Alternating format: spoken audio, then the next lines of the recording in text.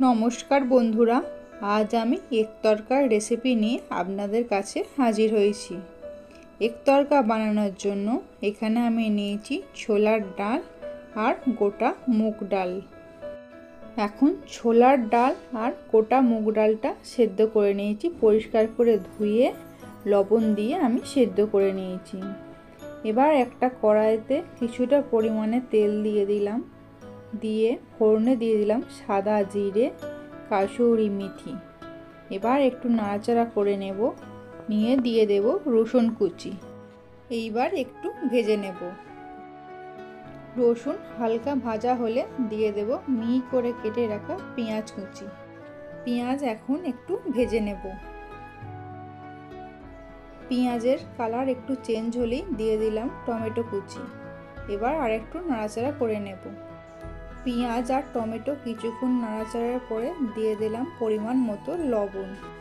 লবণ এখানে একটু বুঝে দেবেন, কারণ ডাল সেদ্ধ করার সময় আমি লবণ দিয়ে রেখেছিলাম। তারপরে দিয়ে দেব কাঁচা লঙ্কা কুচি। এবার ভেজে নেব আরেকটু। এইবার দিয়ে দেব 1 চামচ হলুদের গুঁড়ো, 1 চামচ ধনের গুঁড়ো, 1 চামচ জিরের গুঁড়ো আর কাশ্মীরি লঙ্কার গুঁড়ো। এখন সমস্ত মশলাটা খুব ভালো করে কষিয়ে নিতে হবে। এখন মশলাটা খুব ভালো করে কষানো হয়ে গেছে, পেঁয়াজ আর টমেটো একদম নরম হয়ে গেছে। এবারে দিয়ে দেব সেদ্ধ করা ডাল। এখন ডালের সঙ্গে মশলাটা খুব ভালো করে কষিয়ে নেব, আর এরকম প্রেস করে করে ডালগুলো একটু ভেঙে দেব। আমি বেশ কিছুক্ষণ প্রেস করে করে ডালগুলো আমি ভেঙে নিয়েছি। এবারে দিয়ে দেব জল। এখন ডালের সঙ্গে জলটা খুব ভালো করে মিশিয়ে নিতে হবে। ডালটা খুব ভালো করে আমার মেশানো হয়ে গেছে। এবার কিছুক্ষণ ফুটতে দেব। কিছুক্ষণ ফোটার পরে দিয়ে দেব ভেজে রাখা ডিম। এখানে আমি 2টো ডিম লবণ দিয়ে ভেজে রেখেছিলাম।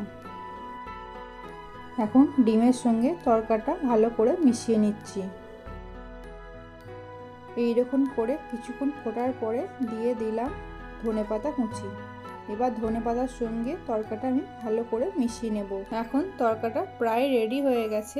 এবার একটা চাটু নিয়ে চাটুর মধ্যে 1 চামচ আমি ঘি দিয়ে দিলাম।